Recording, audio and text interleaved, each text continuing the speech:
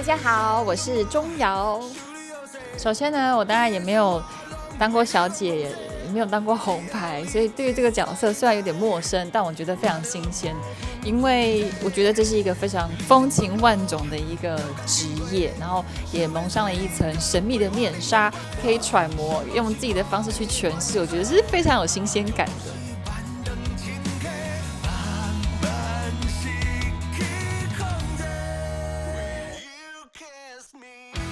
大家好，我是张瑞佳。我这个角色比较怪，他怪的原因是，我觉得可能就跟这个歌曲一样，当爱到一个人无法自拔的时候，他的情感是你无法抵挡的，就跟那个火山爆发一样，这是很傻。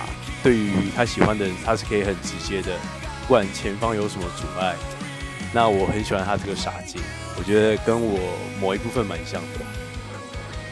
来，你待会自己后面的人都躲哦，兄弟们准备来打架哦！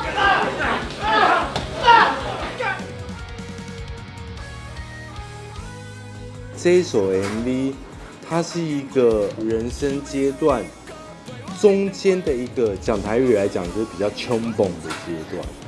当我听到这首歌的时候呢，我会觉得这最适合用一个港式叛逆的方式去呈现。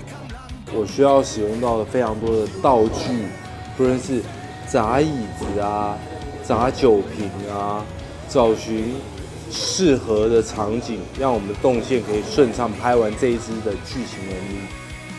晕船的男人，在服用的一支 MV。看，漂亮！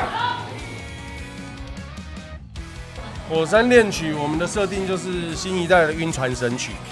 没错，你过往的经验没有啦，什么？我是周遭的朋友有看过有看过这样类似的情节啦。寂寞的状态下，就是会很依赖在某一些场合，那都是人生一个阶段啦。来，音乐下 ，and action！ 看脸前，看脸前啊！叮当，叮当！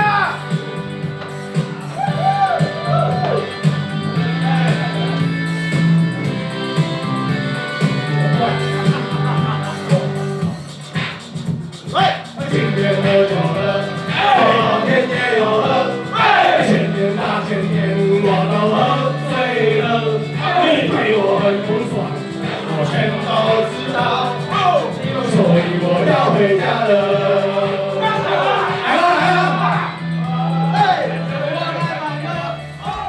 当然听过灭火器的歌啊，当然最熟悉的还是《岛屿天光》这首歌。那我个人呢，就是蛮喜欢长途夜车的，我会选择在我开夜车的时候，我会就是拿来听一下醒醒神。我们一开始看到剧本的时候呢，我们第一个就是想说，如果找到钟瑶来演的话，那这支 MV 就特懂啊！哎呀，瑞佳的话很妙，因为其实10几年前在《夏天的尾巴》这个电影的时候，我就有遇过他。过了10几年，他的表演一样还是很精彩。有他们2位的加持，我觉得这支 MV 一定会很好看。